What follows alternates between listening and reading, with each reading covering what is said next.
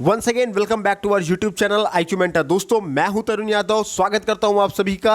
आज बारी है सेशन नंबर 3 की मैथमेटिक्स पेडागॉजी क्वेश्चन सेशन में, जिसमें हम आपको सुपर 50 क्वेश्चन करवाया करते हैं जो आपके टीचिंग एग्जाम के हिसाब से बहुत ज़्यादा महत्वपूर्ण है। चाहे आप सीटेट दे रहे हो, यूपी टेट दे रहे हो, एच टेट दे रहे हो, आर टेट दे रहे हो, DSSB दे रहे हो, KVS दे रहे हो, NVS दे रहे हो, किसी भी तरीके का आप टीचिंग एग्जाम देने जा रहे हैं उसमें इन पेडागॉजी के क्वेश्चंस को आप जरूर पाएंगे। 100 क्वेश्चन हमने 2 सेशन में करवा दिए हैं। आज बारी है सेशन नंबर 3 की, तो चलिए इसी के साथ आज की सेशन की हम शुरुआत करते हैं। Now the first question is saying, गणित शिक्षण की समस्याओं को दूर करने के लिए निम्न में से क्या आवश्यक है। 4 ऑप्शन गिवन है। शिक्षक का व्यवहार उचित हो, व्यक्तिगत भेदों को कक्षा में अपनाया जाए, सभी विषयों के अभ्यास कार्य एक ही शिक्षण विधि से किए जाएं, या उपरोक्त सभी। तो दोस्तों इसमें ऑप्शन नंबर आपका फर्स्ट सही हो जाता है। शिक्षक का व्यवहार उचित होना चाहिए ताकि बालक शिक्षक से अच्छे तरीके से घुल मिल सके और अपनी समस्याओं, अपनी कठिनाइयों और अपने प्रश्नों को पूछ सके, और क्लास में नए नए प्रश्न पूछने के लिए वो बार बार उत्सुक हो। देन नेक्स्ट क्वेश्चन हमारा कहता है, बच्चे वातावरण में सहज रूप से सब कुछ सीख लेते हैं यदि शिक्षक का व्यवहार बच्चों के प्रति अनुकूल है। उपरोक्त कथन दर्शाता है, 4 ऑप्शन है, शिक्षक के व्यवहार के महत्व को, वातावरण की शुद्ध वायु को, बच्चों के चतुराई को, या शिक्षण की विशेषता को। तो दोस्तों ऑप्शन नंबर फर्स्ट आपका सही हो जाएगा। शिक्षक के व्यवहार के महत्व को समझाया करता है, क्योंकि यदि शिक्षक का व्यवहार ही बच्चों के प्रति अनुकूल नहीं होगा तो फिर शिक्षक को बच्चों को उतना महत्व नहीं मिल पाएगा, बच्चा उतना नहीं सीख पाएगा। इसी वजह से ऑप्शन नंबर फर्स्ट आपका सही होता है कि शिक्षक के व्यवहार के महत्व को हम में देते हैं। देन नेक्स्ट क्वेश्चन की तरफ अगर हम बढ़ते हैं तो next question is saying, now the next question is saying, आधुनिक शिक्षण विधियों का प्रयोग ना किया जाना निम्न में से किसकी एक समस्या है। 4 ऑप्शन गिवन है, पाठ्यपुस्तक की, शिक्षण की, विद्यालय की, या अभिभावकों की। तो वो जो समस्या है शिक्षण की समस्या है दोस्तों, क्योंकि आधुनिक शिक्षण विधियों का प्रयोग करना बहुत ज़्यादा इंपॉर्टेंट होता है हमारे शिक्षण विधि में, ताकि बच्चों के अंदर स्थायी ज्ञान की प्राप्ति की जा सके। देन बढ़ते हैं हमारे नेक्स्ट क्वेश्चन की तरफ। अगला क्वेश्चन हमारा कहता है, गणित शिक्षण में शिक्षण संबंधी समस्याओं को दूर करने के लिए आप निम्न में से क्या उपाय अपनाएंगे। 4 ऑप्शन है, प्रधानाचार्य से बच्चों की शिकायत करेंगे, गणित विषय में कमजोर बच्चों के विषय परिवर्तित करेंगे, बच्चों में उत्कृष्ट दृष्टिकोण का विकास करेंगे, या उपरोक्त में से कोई भी नहीं। तो ऑप्शन नंबर 3 आपका सही हो जाएगा, क्योंकि देखिए बहुत सिंपल तरीके से एक ट्रिक के हिसाब से भी अगर आप समझेंगे तो देखिए ये नेगेटिव पॉइंट को दर्शा रहा है।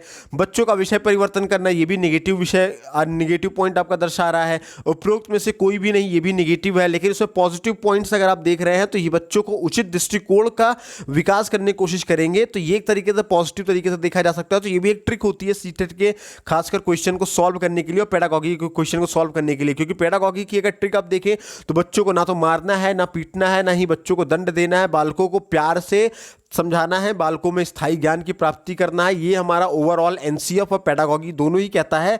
तो इस चीज़ को आप कॉमन सेंस के साथ भी आप समझ सकते हैं। देन बढ़ते हैं हम हमारे अगले क्वेश्चन नेक्स्ट क्वेश्चन की तरफ। तो नेक्स्ट क्वेश्चन दोस्तों हमारा कहता है, गणित शिक्षण की समस्याओं को दूर करने के लिए अध्यापक को निम्न में से कौन सी अध्यापक क्रिया अपनानी चाहिए। 4 ऑप्शन है, समस्या प्रस्तुत करना चाहिए, छात्र क्रिया को सही दिशा देना, छात्रों का मूल्यांकन करना, या ये सभी। तो दोस्तों अध्यापक को ये सभी क्रिया अपनाने की आवश्यकता है। समस्या भी प्रस्तुत करनी जरूरी है, छात्र को सही दिशा देना भी इंपॉर्टेंट होता है, उतना ही इंपॉर्टेंट छात्रों का मूल्यांकन करना होता है। तो इस हिसाब से आपका ऑप्शन नंबर 4 ये सभी सही हो जाता है। देन बढ़ते हैं नेक्स्ट क्वेश्चन की तरफ। नेक्स्ट क्वेश्चन हमारा कहता है, बच्चों को गणित सरल और रुचिकर लगे इसके लिए एक शिक्षक निम्न में से क्या उपाय करने चाहिए शिक्षक को। तो 4 ऑप्शन दोस्तों इसमें भी गिवन है। कहता है कि गणित में मनोरंजन को स्थान देना चाहिए, बिल्कुल देना चाहिए, सही ऑप्शन है। क्रियात्मक कार्यों को प्रधानता देनी चाहिए, बिल्कुल देना चाहिए, ये भी सही ऑप्शन है। बच्चों को ज्ञान प्रदर्शन के लिए उचित अवसर प्रदान करना चाहिए, बिल्कुल उनको अवसर देना चाहिए। तो नेक्स्ट ऑप्शन इज उपरोक्त सभी। तो जब आपका पहला भी सही है, दूसरा भी सही है, तीसरा भी सही है, तो हिसाब से ऑप्शन नंबर 4 आपका सही हो जाता है। देन बढ़ते हैं आगे की ओर हमारे अगले क्वेश्चन की तरफ। अगला क्वेश्चन हमारा क्या कहता है दोस्तों, गणित शिक्षण में अभ्यास कार्य करते समय ध्यान रखना चाहिए। 4 ऑप्शन गिवन है दोस्तों। अभ्यास कार्य का उद्देश्य स्पष्ट होना चाहिए, बिल्कुल सही बात है। अभ्यास कार्य की गति उपयुक्त होनी चाहिए, सही बात है। पुनरावृत्ति उचित कालांतर से होनी चाहिए, बिल्कुल सही है। तो ऑप्शन नंबर 4 आपका हो जाता है उपरोक्त सभी, तो ये आपका सही हो जाता है, सही उत्तर। देन बढ़ते हैं हमारे अगले क्वेश्चन की तरफ। नेक्स्ट क्वेश्चन इज सेइंग, गणित शिक्षण की समस्या को दूर करने के लिए एक बालक में ज्ञान की प्रति रुचि उत्पन्न की जा सकती है। 4 ऑप्शन गिवन है। शिक्षण विधि द्वारा, प्रेरणा द्वारा, अभिरुचि द्वारा या इनमें से किसी के द्वारा नहीं। तो ऑप्शन नंबर सेकंड आपका सही जाता है, प्रेरणा के द्वारा किसी भी बालक के अंदर ज्ञान के प्रति रुचि उत्पन्न की जा सकती है। देन बढ़ते हैं हमारे अगले क्वेश्चन की तरफ। नेक्स्ट क्वेश्चन में कहता है शिक्षण कार्यों को सुगम बनाने के लिए निम्न में से कौन सा गुण एक शिक्षक में नहीं होना चाहिए। चार ऑप्शन गिवन है, वार्षिक योजना तैयार न करना, गणित की विषय वस्तु का उपयुक्त ज्ञान, अभ्यास कार्य को अधिक महत्व देना, पक्षपात रहित व्यवहार। तो दोस्तों इसमें ऑप्शन नंबर आपका सही हो जाता है, वार्षिक योजना न तैयार करना शिक्षक के गुण नहीं होते, ये शिक्षक के ये अवगुण में आया करते हैं। तो ऑप्शन नंबर फर्स्ट आपका सही हो जाता है। देन नेक्स्ट क्वेश्चन की तरफ अगर हम बढ़े तो नेक्स्ट क्वेश्चन दोस्तों हमारा कहता है कि आपकी कक्षा में कुछ बच्चे गणित में बहुत कमजोर है, इस समस्या का प्रमुख कारण हो सकता है। चार ऑप्शन गिवन है, प्राथमिक स्तर पर उन बच्चों की नींव कमजोर होना, शारीरिक रूप से उन बच्चों का स्वास्थ्य ना होना, आपका उन पर ठीक से ध्यान न देना, या उपरोक्त में से कोई भी नहीं। तो दोस्तों ऑप्शन नंबर वन सही होता है कि बच्चों की जो प्राइमरी लेवल पे जो बेसिक मैथमेटिक्स है वो कमज़ोर होती है, इस वजह से बालक प्रमुख रूप से कमज़ोर हुआ करते हैं। हालांकि इसमें और भी कारण होते हैं बालकों के गणित कमज़ोर होने में, लेकिन इस ऑप्शन के, इस क्वेश्चन के अगर ऑप्शन के साथ हम देखें तो उस हिसाब से हमारा ऑप्शन नंबर वन ही सही होता है। देन बढ़ते हैं आगे। व्यक्तिगत भेदभाव की समस्या है, मेधावी छात्र, सामान्य छात्र, पिछड़े छात्र या ये सभी। तो दोस्तों बिल्कुल ये सभी है। व्यक्तिगत भेदभाव में यही होता है, कुछ बालक बहुत तेज होते हैं, कुछ बहुत पिछड़े होते हैं, कुछ सामान्य हुआ करते हैं। तो आपका ये सभी सही उत्तर है। देन बढ़ते हैं हम हमारे अगले क्वेश्चन की तरफ। अगला क्वेश्चन हमारा क्या कहता है, कहता है गणित विषय में समस्याओं को हल करने के अलावा उनका अभ्यास करने में अधिक बल दिया जाता है, जिससे छात्र, चार ऑप्शन गिवन है, नए सूत्रों को समझ सके तथा उनके अनुप्रयोग में दक्ष हो जाएं, दूसरा गणना संबंधी कौशल में निपुण हो जाएं, तीसरा नई धारणाओं को स्पष्ट कर सके, चौथा ज्ञान की नई परिस्थिति में लागू करना सीख सके। तो इसका ऑप्शन नंबर सेकंड दोस्तों सही हो जाता है, गणित संबंधी कौशल में वो निपुण हो जाएं। देन बढ़ते हैं हमारे अगले क्वेश्चन की तरफ। Now the next question is saying विद्यार्थी गणितीय समस्याओं को हल करते समय गलतियां करते हैं क्योंकि, चार ऑप्शन गिवन है, वे एक से अधिक पाठ्य पुस्तकें नहीं पढ़ते, उनका सामाजिक आर्थिक स्तर उनके निष्पादन को प्रभावित करता है, वे अर्थ निर्माण में अपने प्रयास में संकल्पनाओं का वैकल्पिक निर्वाचन करते हैं, या फिर वे पर्याप्त अभ्यास नहीं करते हैं। तो दोस्तों इसमें ऑप्शन नंबर आपका थर्ड सही हो जाता है कि वे अर्थ निर्माण के अपने प्रयास में संकल्पनाओं का वैकल्पिक निर्वाचन करते हैं दोस्तों। देन बढ़ते हैं हमारे अगले क्वेश्चन की तरफ, नेक्स्ट क्वेश्चन की तरफ। नेक्स्ट क्वेश्चन हमारा क्या कहता है, कक्षा में एक छात्र बोलने में कठिनाई महसूस करता है, वह स्वयं की अभिव्यक्ति के लिए आप उसे कैसे प्रोत्साहित करेंगे। इसके लिए भी दोस्तों हमारे पास चार ऑप्शन गिवन है, चारों ऑप्शन को हम एक बार देखते हैं। परिचर्चा का आयोजन करके, ऐसे खेलों का आयोजन करके जिनमें बच्चे बोलना पसंद करें, तीसरा कहता है जो स्वयं की अभिव्यक्ति अच्छे ढंग से करे उसे अधिक अंक देकर, बच्चों को कक्षा की गतिविधि में भाग लेने के लिए प्रोत्साहित करके। तो दोस्तों इसमें ऑप्शन नंबर सेकंड हो जाता है कि ऐसे खेलों का आयोजन हम करें कि बालकों को उसमें बोलना पसंद करें। ठीक है, देन बढ़ते हैं हमारे नेक्स्ट क्वेश्चन की तरफ। नेक्स्ट क्वेश्चन कहता है आपकी समझ में एक अध्यापक के लिए कौन सा कौशल अति आवश्यक है। चार ऑप्शन गिवन है, बच्चों को ज्ञान की खोज के लिए प्रोत्साहित करना, बच्चों के लिए सभी सूचना रखा, बच्चों के विषय वस्तु का स्मरण कराने की योग्यता, बच्चों को परीक्षा में अच्छे प्रदर्शन के योग्य बनाना। तो दोस्तों इसमें ऑप्शन नंबर वन आपका सही जाता है कि बच्चों को ज्ञान की खोज के लिए प्रोत्साहित करना, बच्चे ये चीज़ खुद से मोरलाइज हो सके कि उन्हें क्या नया सीखना है, कुछ नया सीखने के लिए बालक खुद से मोटिवेट होते रहें। देन नेक्स्ट क्वेश्चन हमारा कहता है अनुपस्थिति रोकी जा सकती है। चार ऑप्शन है, शिक्षा के द्वारा, छात्र को दंडित करके, मिठाई देकर, अभिभावकों माता पिता के संपर्क करके। तो ऑप्शन नंबर फोर्थ आपका सही जाता है, क्योंकि एक शिक्षक का जो कंट्रोल होता है स्कूल तक ही रहता है किसी बालकों पे, लेकिन वो घर से स्कूल आएगा कि नहीं आएगा ये डिपेंड करता है दोस्तों उनके खास सबसे ज़्यादा उनके माता पिता और अभिभावक को। तो इसलिए शिक्षक को उनके अभिभावक के संपर्क में रहना, कॉन्टैक्ट में रहना बहुत ज़्यादा इंपॉर्टेंट होता है, ताकि बच्चे डेली बेसिस पे वो स्कूल आ सके, और स्कूल आएंगे तो नया ज्ञान उनके अंदर स्थायी किया जा सकेगा, भरा जा सकेगा। देन नेक्स्ट क्वेश्चन कहता है कक्षा में शिक्षिका विद्यार्थियों को विभिन्न प्रकार से चतुर्भुज को परिभाषित करने के लिए कहती है, शिक्षिका का उद्देश्य क्या है। चार ऑप्शन है दोस्तों, सभी परिभाषाओं को कंठस्थ करने में विद्यार्थियों की सहायता करना, परिभाषाओं पर आधारित चतुर्भुज की सभी समस्याओं का व्याख्यान करने में विद्यार्थियों की सहायता करना, विभिन्न परिभाषाओं को खोजने में विद्यार्थियों की सहायता करना, विभिन्न परिप्रेक्ष्यों से चतुर्भुज को समझने में विद्यार्थियों की सहायता करना। तो दोस्तों इसमें ऑप्शन नंबर 4 आपका सही हो जाता है कि विभिन्न परिप्रेक्ष्यों से चतुर्भुज को समझने में विद्यार्थियों की सहायता करना। देन क्वेश्चन नंबर नेक्स्ट पे हम लोग आते हैं। नेक्स्ट क्वेश्चन कहता है हमारा कि कक्षा 4 में बिंदु और रेखा पर ज्यामिति पाठ के लिए आकलन निर्देश होंगे। 4 ऑप्शन है दोस्तों। परिशुद्ध रूप से सेमी और इंचों में रेखाखंड को माप सकता है और रेखाखंड के अंतः बिंदुओं को चिन्हित कर सकता है। नेक्स्ट क्वेश्चन कहता है रेखा किरण और रेखाखंड में अंतर कर सकता है और उन्हें परिभाषित कर सकता है। देन नेक्स्ट, रेखा और रेखाखंड में अंतर कर सकता है, बिंदु चिन्हित कर सकता है और दी गई लंबाई के अनुसार परिशुद्ध रूप से रेखाखंड खींच सकता है। चौथा हमारा कहता है सेंटीमीटर और इंचों में रेखा को परिशुद्ध रूप से माप सकता है, रेखा का नाम बता सकता है। तो इसमें दोस्तों ऑप्शन नंबर 2 जो होता है वो आपका सही हो जाता है। रेखा किरण और रेखाखंड में अंतर कर सकता है और उन्हें परिभाषित कर सकता है। देन बढ़ते हैं हम अपने नेक्स्ट क्वेश्चन की तरफ। नेक्स्ट क्वेश्चन हमारा कहता है कि हमीदा अपने विद्यार्थियों को गणितीय योजनाओं में समृद्ध करने के लिए उन्हें सदा संख्या प्रतिरूपों यानी कि पैटर्न्स का अवलोकन करने और परिकल्पना बनाने देती है। वह बोर्ड पर निम्नलिखित समस्याएं लिखती है। वो समस्याएं क्या है दोस्तों? जो समस्याएं लिखती है और लिखने के बाद कहती है कि वो इनका उत्तर लिखे। ये समस्या लिखा गया है उसमें 21 divided by 7, 2.1 divided by 0.7, 0.21 divided by 0.07 and 0.021 divided by 0.007। वह प्रश्नों को सेट के माध्यम से चाहती है कि विद्यार्थी यह अवलोकन कर सके कि 4 ऑप्शन है दोस्तों। क्या अवलोकन करेंगे बालक? हम उस चीज़ को जानते हैं, समझते हैं। आइए, पहला हमारा कहता है कि यदि भाजक और भाज्य दोनों 10 की घात से बढ़ाए या घटाए जाते हैं तो भागफल समान रहता है। अगला कहता है यदि भाजक और भाज्य दोनों 10 की घात से घटाए जाते हैं तो भागफल भी 10 की घात से घटता है। देन नेक्स्ट कहता है जब एक गुणज को 10 से परिभाषित किया जाता है और दूसरे को 10 से गुणा किया जाता है तो गुणनफल समान रहता है। जब एक भाजक को 10 से घटत होती है तो दूसरे को 10 की घात से बढ़त होती है तो गुणनफल समान होता है। तो दोस्तों इसमें ऑप्शन नंबर 1 आपका सही होता है। कहता है कि जब भाजक और भाज्य दोनों 10 की घात से बढ़ाए या घटाए जाते हैं तो भागफल समान रहता है। देन बढ़ते हैं हमारे अगले क्वेश्चन की तरफ। हमारा अगला क्वेश्चन कहता है, क्वेश्चन नंबर नेक्स्ट कहता है कि गणित शिक्षण के दौरान बालकों को कोई पाठ पढ़ाने से पूर्व एक शिक्षक को किसका ज्ञान प्राप्त कर लेना आवश्यक होता है। 4 ऑप्शन है दोस्तों।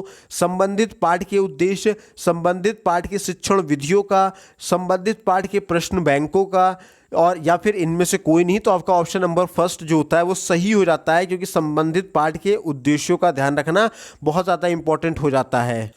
Now the next question is friends कि गणित शिक्षण में त्रुटियों के विश्लेषण हेतु अपेक्षित अधिगम सफलता किसकी शिक्षण दक्षता पर निर्भर करती है। 4 ऑप्शन है, शिक्षक, छात्र, अभिभावक या प्रधानाचार्य। तो वो निर्भर करता है शिक्षक पर। देन बढ़ते हैं दोस्तों हम अपने अगले क्वेश्चन की तरफ।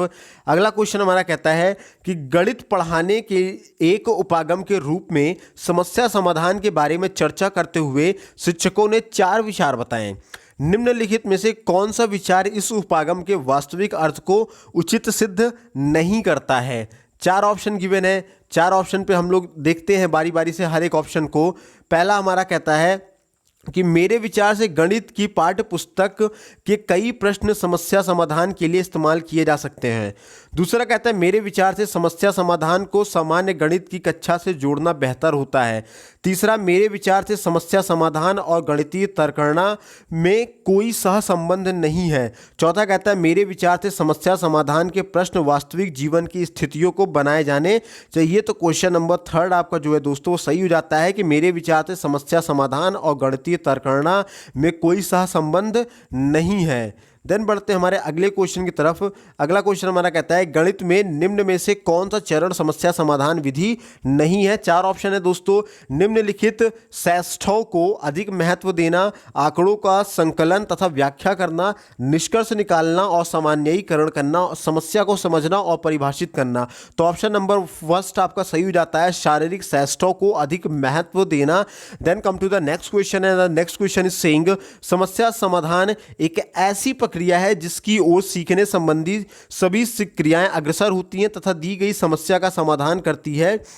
ये परिभाषा दी है। दोस्तों जब हम मैथ्स पेडागॉजी के सेशन को हम लेकर के चल रहे थे, जब आपको मैथ्स पेडागॉजी आपको पढ़ा रहे थे, तो उसमें हमने ये डेफिनेशन आपको डायरेक्टली पढ़ाई थी। समस्या समाधान एक ऐसी प्रक्रिया है जिसकी ओर सीखने संबंधी सभी क्रियाएं अग्रसर होती है। ये समस्या का समाधान करती है। तो ये परिभाषा जो दी गई थी दोस्तों, योकम और सिम्पसन ने दिया था। योकम और सिम्पसन ने दिया था। ये हमने आपको बताया था। अगर आपने उस वीडियो को नहीं देखा है, मैथमेटिक्स पेडागॉजी जब पढ़ा रहे थे, तो उस वीडियो को आप जरूर देख लीजिएगा। 2 वीडियो है, 2 वीडियो देखने के बाद आपका पूरा कॉन्सेप्ट मैथमेटिक्स पेडागॉजी का क्लियर हो जाएगा और आपको एग्जाम में दोबारा कभी मैथमेटिक्स पेडागॉजी परेशान नहीं करेगी उस सेशन को देखने के बाद। चलिए बढ़ते हैं अगले क्वेश्चन की तरफ। कहता है क्षेत्र नीति पढ़ाते समय शिक्षक आगे बढ़ने से पहले बोर्ड पर सभी सूत्र लिख देता है। यह तरीका दर्शाता है कि वह डैश का अनुपालन कर रहा है। 4 ऑप्शन है, निगमन उपागम का, प्रायोगिक उपागम का, व्यवहारिक उपागम या फिर आगमन उपागम का। तो आपका ऑप्शन नंबर 1 सही होता है। निगमन उपागम का वो अनुपालन कर रहा होता है। देन क्वेश्चन नंबर नेक्स्ट की तरफ हम लोग चलते हैं। कहता है कि प्राथमिक स्तर पर गणित शिक्षण में बच्चों में त्रुटि की संभावना को कम करने के लिए शिक्षक को चाहिए कि वह 4 ऑप्शन गिवन है। बालकों को गणितीय चिन्हों के प्रयोग का बार बार अभ्यास कराए, बालकों में गणित के प्रति सकारात्मक दृष्टिकोण पैदा करे, बालकों को प्रोत्साहित या हतोत्साहित ना करे, और चौथा है उपरोक्त सभी। तो ऑप्शन नंबर 4 आपका बच्चों एकदम सही हो जाता है। बालकों को गणितीय चिन्हों का प्रयोग का बार बार अभ्यास कराए, बालकों में गणित के प्रति सकारात्मक दृष्टिकोण पैदा करे, बालकों को हतोत्साहित ना करे, डीमोटिवेट ना करे, या और ये सभी के सभी ऑप्शन सही होते हैं। तो आपका ऑप्शन नंबर 4 जो है दोस्तों वो सही हो जाता है। देन बढ़ते हैं हमारे अगले क्वेश्चन की तरफ। अगला क्वेश्चन कहता है उच्च प्राथमिक स्तर का गणित शिक्षण का सर्वाधिक महत्व किस रूप में है। 4 ऑप्शन है, भौतिक, मानसिक, व्यवहारिक या आध्यात्मिक। तो ऑप्शन नंबर 3 आपका सही हो जाता है, व्यवहारिक है। देन बढ़ते हम हमारे अगले क्वेश्चन की तरफ। कहता है कि बालकों में गणित संबंधी त्रुटियों का पता लगाने के लिए आवश्यक है। 4 ऑप्शन है, उपचारात्मक परीक्षण, निदानात्मक परीक्षण, मौखिक परीक्षण या स्वभाव परीक्षण। ऑप्शन नंबर 2 आपका सही होता है, निदानात्मक परीक्षण। देन बढ़ते हैं हम हमारे अगले क्वेश्चन की तरफ। क्वेश्चन नंबर 129 कहता है गणित शिक्षण में शिक्षक द्वारा की जाने वाली त्रुटि प्रमुख है।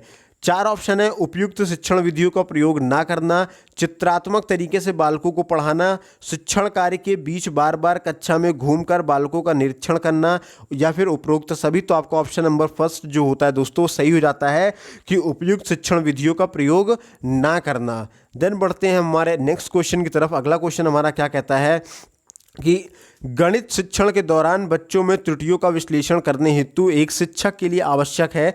4 ऑप्शन है, बच्चों को गणित विषय के प्रति जागरूक करना, बच्चों को गणितीय चिन्हों के सही प्रयोग के विषय में बताना, बच्चों में समस्या का विश्लेषण तथा संश्लेषण करने की योग्यता का विकास करना, चौथा उपरोक्त सभी। तो दोस्तों आपका पहला और दूसरा तीसरा तीनों ऑप्शन सही होता है। तो उस हिसाब से आपका ऑप्शन नंबर 4 आपका बिल्कुल सही जवाब हो जाता है। देन बढ़ते हैं अगला क्वेश्चन। देखो ये थोड़ा सा आपको कुछ समझा रहा है कि रजनी माचिस की तीलियों से खेल रही है। वह हर चरण में एक इस तरीके का पैटर्न जोड़ती है। तो पहले देखिए 2 तीली का उसने प्रयोग किया, एक ऐसे ऊपर की ओर लगाया, एक इधर राइट साइड को लगाया। फिर इधर देखिए 2 तीली को उसने जोड़ा, 2 बार उसने ऐसे ऊपर किया और इसने 2 बार ऐसे इधर राइट साइड में करके लगाया। फिर यहाँ पे वही चीज़ वहाँ पे उसने 3 तीलियाँ जोड़ी, मतलब 1 तीली, 2 तीली, फिर 3 तीली उसने जोड़ी। और दूसरी तरफ राजू एक तालिका बनाते हुए जा रहा है। एल की संख्या पहले वाले में 1, दूसरे वाले में 2, तीसरे वाले में 3। और पहले जब एक एल बनाया तो उसमें माचिस की तीलियाँ, उसमें 2 तीलियों का प्रयोग किया गया। जब 2 एल बनाया तो उसमें 4 तीलियों का प्रयोग किया गया। जब 3 एल बनाया तो उसमें 6 तीलियों का प्रयोग किया गया। इस तरीके से वो एक तालिका बना रहा है। तो इस स्थिति में दोनों बच्चों के बारे में आपका अवलोकन क्या कहता है। 4 ऑप्शन है दोस्तों। सामान्यीकरण तक पहुंचने के लिए रजनी को बहुत सारी माचिस की तीलियां चाहिए, जबकि राजू यह बहुत तेजी से करेगा। दूसरा कहता है रजनी और राजू दोनों सामान्यीकरण तक पहुंचने की कोशिश कर रहे हैं। तीसरा, रजनी करके सीख रही है और राजू शायद पैटर्न को बिल्कुल भी नहीं देख पाए। रजनी केवल खेल रही है और राजू गणित कर रहा है। तो ऑप्शन नंबर दोस्तों 4 आपका सही होता है कि रजनी केवल वो खेल रही है, वो किसी पैटर्न को नहीं फॉलो कर रही है, और राजू उस पैटर्न को देख करके गणित कर रहा है। देन बढ़ते हैं हमारे अगले क्वेश्चन की तरफ। अगला क्वेश्चन कहता है वस्तुनिष्ठ परीक्षण का प्रमुख दोष है। चार ऑप्शन है, व्यापकता का अभाव, विश्वसनीयता का अभाव, अभिव्यक्ति का अभाव या वैधता का अभाव। तो ऑप्शन नंबर थर्ड जो होता है वो आपका सही हो जाता है, अभिव्यक्ति का अभाव। देन क्वेश्चन नंबर नेक्स्ट की तरफ हम लोग चलते हैं। तो कहता है रमन चार तीलियों को जोड़कर एक चक्र इस तरीके का तैयार करता है। चार तीलियां जोड़ी है, एक तीली, दो तीली, तीन तीली और ये रही नीचे की चौथी तीली। तो तैयार करता है, वो अपनी पुस्तिका में तालिका बना रहा होता है और तालिका बना करके जो तालिका देखिए कैसे लिखता है कि चक्रों की संख्या एक। जब एक चक्र उसने बनाया तो चार तीलियों का प्रयोग हुआ, दो चक्र बनाया तो उसमें 8 तीलियां लगी, तीन चक्र बनाया तो 12 तीलियों का प्रयोग हुई। उसी तरीके से करते चला जा रहा है कि चार तीलियों का अगर चार चक्र बना रहा है तो उसमें 16 तीलियों का प्रयोग होगा, 5 चक्र बनाएगा तो उसमें 20 तीलियों का प्रयोग होगा। इस तरीके से वो तालिका को बना रहा है। तो उपरोक्त के आधार पे आप क्या कहेंगे? तो चार ऑप्शन है दोस्तों इसमें। कहता है रमन खेल रहा है, रमन गणित सीख रहा है, रमन खेलने के साथ गणित सीख रहा है, रमन समय पास कर रहा है। तो रमन क्या कर रहा है? चक्र भी स्वयं से बना रहा है और तालिका भी खुद से बना रहा है। तो पहला काम तो वो खेलने का तो कर ही रहा है, साथ ही साथ वो गणित भी सीख रहा है। तो ऑप्शन नंबर थर्ड जो है दोस्तों वो आपका बिल्कुल सही जवाब हो जाता है। देन बढ़ते हैं हमारे अगले क्वेश्चन तरफ। गणित विषय में छात्रों में गति और शुद्धता विकसित करने के लिए गणित अध्यापक को शिक्षण करते समय ध्यान रखना चाहिए। चार ऑप्शन है, मौखिक कार्य, निर्धारित तथा सीमित समय में दत्त कार्य, गणना संबंधी सहायक सामग्री का प्रयोग या फिर पहला और दूसरा। तो ऑप्शन नंबर फोर्थ आपका सही होता है, क्योंकि मौखिक कार्य भी है का भी ध्यान रखना इंपॉर्टेंट होता है और निर्धारित तथा सीमित समय पे दिया गया कार्य को भी ध्यान में रखना बहुत ज़्यादा इंपॉर्टेंट होता है। देन क्वेश्चन नंबर नेक्स्ट हमारा कहता है कि विकास 56 विद्यार्थियों की कक्षा को गणित पढ़ाता है। उसका यह विश्वास है कि यदि परीक्षा में तुरंत बाद प्रतिपुष्टि यानी कि फीडबैक दी जाए तो वह प्रभावी होगा। वह 10 अंकों की एक छोटी सी कक्षा परीक्षा का आयोजन करता है। प्रभावी तरीके से प्रतिपुष्टि यानी फीडबैक देने का सबसे अच्छा तरीका कौन सा है? तो वो फीडबैक देने के जो सबसे अच्छा तरीका है, इसके लिए दोस्तों आपको चार ऑप्शन यहाँ पे दिए गए हैं। उन चारों ऑप्शन को हम बारी बारी करके हम लोग देखते हैं। तो पहला ऑप्शन हमारा कहता है कि वह पूरी कक्षा के लिए चर्चा का आयोजन कर सकता है कि वे किन तरीकों से अपने उत्तरों पर पहुंचे और सही उत्तर पर पहुंचने का प्रभावी युक्ति कौन सी है। दूसरा कहता है वह यादृच्छिक रूप से किसी भी एक कॉपी का चयन करे और बोर्ड की सहायता से उस कॉपी के उत्तर प्राप्त करने की विधि पर चर्चा करे। तीसरा कहता है कि वह विद्यार्थी को एक दूसरे के उत्तरों की जांच करने दे।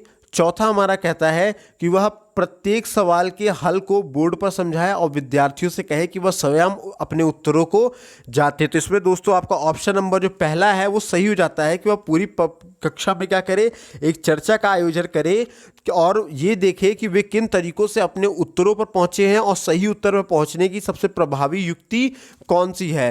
देन बढ़ते हैं दोस्तों हम हमारे अगले क्वेश्चन की तरफ। अगला क्वेश्चन कहता है निम्नलिखित में से कक्षा 3 की पाठ्य पुस्तक में एक समस्या है।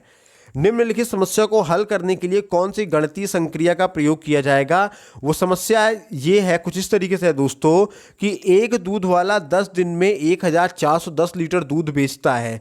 वह एक दिन में कितने लीटर दूध बेचता है? उपरोक्त सवाल को ब्लूम के संज्ञानात्मक क्षेत्र की किस दक्षता की ओर संकेत करता है? तो चार ऑप्शन गिवन है, संश्लेषण, ज्ञान, बोधन या विश्लेषण। तो वो विश्लेषण दक्षता की ओर संकेत करता है दोस्तों। देन हम बढ़ते हैं हमारे अगले क्वेश्चन आगे की तरफ। आगे हमारा कहता है कि किस गुण के कारण परीक्षा में शुद्धता रहती है। चार ऑप्शन है, विभेदकारिता के कारण, वस्तुनिष्ठा के कारण, वैधता के कारण या विश्वसनीयता के कारण। तो ऑप्शन नंबर थर्ड आपका सही होता है, वैधता के कारण। देन क्वेश्चन नंबर 138 हमारा कहता है कि त्योहार के समय कक्षा 5 में प्रतिशत प्रकरण के समय सेल पर कक्षाई चर्चा शुरू की गई है। कक्षा में इस प्रकार की चर्चा अपने वाद विवाद संबंधी कौशलों को बढ़ाने में विद्यार्थियों की सहायता करती है। दूसरा, कक्षा में गर्मा गर्मी वाली बहस आरंभ करती है और कक्षा में माहौल का खराब कर देती है या कक्षा के माहौल को खराब कर देती है। ऑप्शन नंबर थर्ड हमारा कहता है एक दूसरे के विचारों को सुनने में विद्यार्थियों की सहायता करती है और अपना तर्क प्रस्तुत करने के लिए उन्हें प्रोत्साहित करती है। वहीं ऑप्शन नंबर 4 हमारा कहता है कि उपेक्षा की जानी चाहिए क्योंकि वह कक्षा में शोर के स्तर को बढ़ाती है और दूसरे को परेशान करती है। तो ऑप्शन नंबर 3 दोस्तों इसमें आपका सही हो जाता है कि एक दूसरे के विचारों को सुनने में विद्यार्थियों की सहायता करती है और अपना तर्क प्रस्तुत करने के लिए बच्चों को प्रोत्साहित किया करती है। देन बढ़ते हैं दोस्तों हम हमारे अगले क्वेश्चन की तरफ। कहता है कि एक ही परीक्षार्थी की प्रायोगिक परीक्षा पुस्तिका को विभिन्न परीक्षकों द्वारा देखी जाने पर वे उसमें भिन्न भिन्न अंक प्रदान करते हैं। ऐसी स्थिति में आयोजित परीक्षा में जिस गुण की कमी है वह है पहला वैधता, दूसरा विश्वसनीयता, तीसरा वस्तुनिष्ठा, चौथा विभेदता। तो ऑप्शन नंबर 3 आपका सही हो जाता है वस्तुनिष्ठा।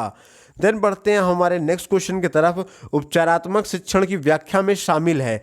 4 ऑप्शन गिवन है। समूह अनुवर्ग शिक्षण, निरीक्षण अनुवर्ग शिक्षण, व्यक्तिगत अनुवर्ग शिक्षण या फिर ये सभी। तो दोस्तों आपका पहला भी शामिल होता है, दूसरा भी शामिल होता है, तीसरा भी शामिल होता है। उस हिसाब से ऑप्शन नंबर 4 आपका सही जवाब होता है। देन बढ़ते हैं हमारे अगले क्वेश्चन की तरफ। कहता है अधिगम संबंधी गलतियों और कमियों को दूर करने के लिए क्या आवश्यक है। 4 ऑप्शन गिवन है। उपलब्धि परीक्षण, निदानात्मक परीक्षण, उपचारात्मक शिक्षण या सूक्ष्म शिक्षण।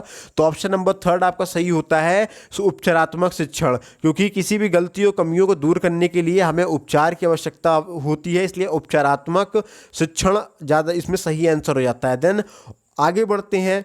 कहता है यदि ज्यामितीय आकृतियों का अवबोधन हो जाता है तो छात्रों के व्यवहार में परिवर्तन होगा। 4 ऑप्शन है दोस्तों। आकृतियों के वर्गीकरण करने का, वैसी आकृतियों को खींचने का, आकृतियों की प्रशंसा करने में, गणित परिषद पट्ट ज्यामितीय आकृतियों का प्रदर्शन करने का। तो ऑप्शन नंबर 1 आपका सही होता है आकृतियों के वर्गीकरण करने का। देन बढ़ते हैं हमारे अगले क्वेश्चन की तरफ। कहता है कि यदि आप कक्षा में कोई छात्र गणित विषय में कई बार अनुत्तीर्ण होता है तो छात्र गणित के किस क्षेत्र में कमजोर है वह जानने के लिए आप क्या करेंगे। 4 ऑप्शन है। लिखित कार्य, मौखिक कार्य, निदानात्मक कार्य, उपचारात्मक कार्य। तो ऑप्शन नंबर 3 आपका सही हो जाता है निदानात्मक कार्य। देन बढ़ते हैं हमारे अगले क्वेश्चन की तरफ। दोस्तों हमारा अगला क्वेश्चन क्या कहता है कि निदानात्मक परीक्षणों से ज्ञात किया जा सकता है। क्या ज्ञात किया जा सकता है। 4 ऑप्शन है। पहला, छात्रों के लिए कठिनाई के क्षेत्र एवं उनके द्वारा की जाने वाली विशेष प्रकार की त्रुटियां। दूसरा कहता है छात्रों की गणितीय पृष्ठभूमि का अभाव। तीसरा कहता है छात्रों की गणित के प्रति रुचि होना। चौथा, छात्रों के लिए गणित का कठिन होना। तो ऑप्शन नंबर 1 जो होता है दोस्तों वो आपका सही हो जाता है छात्रों के लिए कठिनाई के क्षेत्र एवं उनके द्वारा की जाने वाली विशेष प्रकार की त्रुटियां होता है। देन बढ़ते हैं दोस्तों हम हमारे अगले क्वेश्चन की तरफ। नेक्स्ट क्वेश्चन इज कमजोर तथा पिछड़े छात्रों के लिए उपचारात्मक शिक्षण का उपयोग किया जाता है। 4 ऑप्शन है दोस्तों। निदानात्मक मूल्यांकन के बाद, उपलब्धि परीक्षण के बाद, निदानात्मक परीक्षण के पहले या उपलब्धि परीक्षण पहले। तो ऑप्शन नंबर 1 आपका सही होता है निदानात्मक मूल्यांकन के बाद। देन हम अपने अगले क्वेश्चन की तरफ हम लोग बढ़ें तो अगला क्वेश्चन हमारा कहता है कि छात्र विद्यालय में रहकर जो कुछ सीखता है उसकी जांच हेतु जो परीक्षाएं आयोजित की जाती है वे कहलाती हैं। 4 ऑप्शन है। उपलब्धि परीक्षण, निष्पत्ति परीक्षण, निदानात्मक मूल्यांकन या पहला और दूसरा। तो ऑप्शन नंबर 2 आपका 4 आपका सही हो जाता है उपलब्धि परीक्षण और निष्पत्ति परीक्षण दोनों ही सही है इसमें सही जवाब। तो आपका ऑप्शन नंबर 4 बिल्कुल आपका सही हो जाएगा। देन बढ़ते हैं हमारे अगले क्वेश्चन तरफ। यदि कक्षा 6 का एक छात्र किसी प्रश्न को हल करते समय गणना संबंधी त्रुटियां करता है जैसे 12 + 5 = 16 तो इस प्रकार की त्रुटियों के उपचार हेतु संशोधन के लिए आवश्यक है। 4 ऑप्शन गिवन है दोस्तों। 4 ऑप्शन हमारा कहता है प्रश्नों को मौखिक रूप से हल करवाएं, छात्र को अधिक से अधिक गृह कार्य प्रदान करें, त्रुटियों पर आधारित प्रश्नों को उससे श्याम पट पर हल करवाएं। चौथा कहता है छात्र को गणना संबंधी उपकरणों का उपयोग करने की सलाह दें। तो ऑप्शन नंबर 3 जो होता है दोस्तों वो सही हो जाता है कि त्रुटियों पर आधारित प्रश्नों को उससे श्याम पट पर हल करवाएं। देन बढ़ते हैं हम हमारे अगले क्वेश्चन की तरफ। नेक्स्ट क्वेश्चन हमारा कहता है कि मंद बुद्धि छात्रों के स्तर में सुधार हेतु उपयोगी परीक्षा है। 4 ऑप्शन है। मंद बुद्धि परीक्षण, निदानात्मक परीक्षण, सृजनात्मक परीक्षण या विश्लेषणात्मक परीक्षण। तो ऑप्शन नंबर 2 आपका सही हो जाता है कि जो मंद बुद्धि छात्रों के स्तर में सुधार करना है उसके लिए निदानात्मक परीक्षण करना बहुत ज़्यादा महत्वपूर्ण होता है। तो ऑप्शन नंबर 2 आपका सही हो जाता है। देन हम अपने आखिरी क्वेश्चन पे आते हैं। निम्नलिखित में से क्या उपचारात्मक शिक्षण का सिद्धांत है। 4 ऑप्शन है दोस्तों इसमें भी।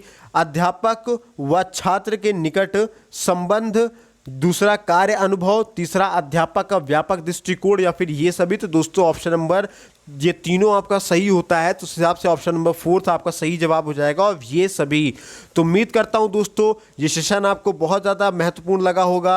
अगर ये सेशन पसंद आया होगा तो इसे दोस्तों लाइक कर दीजिएगा, शेयर कर दीजिएगा सभी दोस्तों के साथ। और अगर अभी आप चैनल पर नए हैं तो उसे सब्सक्राइब जरूर कर दीजिएगा, हमारे चैनल को सब्सक्राइब करके बेल आइकन को भी जरूर दबा दीजिएगा। और अगर आप इन सभी वीडियोस की पीडीएफ पाना चाहते हैं तो आप हमें इन नंबरों पे 72 68 00 95 84 इन नंबरों पे आप हमें कैपिटल लेटर में JOIN ज्वाइन लिखकर आप हमें मैसेज कीजिएगा। हम आपको अपने IQ मेंटर स्टडी ग्रुप में जोड़ देंगे, जिसमें आपको इन सभी वीडियोस की PDF मिल जाएगी। उसके अलावा डेली का newspaper, current affair, GS GK बहुत सारी चीज़ें उसमें हम प्रोवाइड कराते हैं। तो उसमें आज ही जुड़ जाइए, जो फ्री ऑफ कॉस्ट है, कोई पैसे इसमें नहीं लगने हैं। इसके अलावा हमने सीटेड प्रैक्टिस सेशन हमने स्टार्ट कर ही दिया है, पेडागॉजी हम करा ही रहे हैं। उसके अलावा UP SSC में जो वैकेंसीज की भरमार आने वाली, जैसे लेखपाल, वीडियो और बहुत सारी वैकेंसीज, इन सब का हम पेनड्राइव कोर्स लेकर के आने वाले हैं, जो निःशुल्क होगा, पूरी तरह से फ्री में आपको सारी चीज़ें कवर कराई जाएगी। चाहे वो आपका करंट का पोर्शन हो, GS का पोर्शन हो, मैथ्स का पोर्शन हो, सब कुछ आपको मिलेगा। हमारे चैनल के साथ बन जाइए, जुड़ जाइए, और सभी प्रकार की परीक्षा और लेटेस्ट अपडेट भी आपको हमारे चैनल में मिलती रहती है। तो उम्मीद करता हूँ ये सेशन बहुत ज़्यादा इंपॉर्टेंट लगा होगा, आपकी परीक्षा के दृष्टिकोण से बहुत ही ज़्यादा इंपॉर्टेंट है भी। तब तक अपना ख्याल रखिए, स्वस्थ रहिए, मस्त रहिए और पढ़ते रहिए। जय हिंद दोस्तों।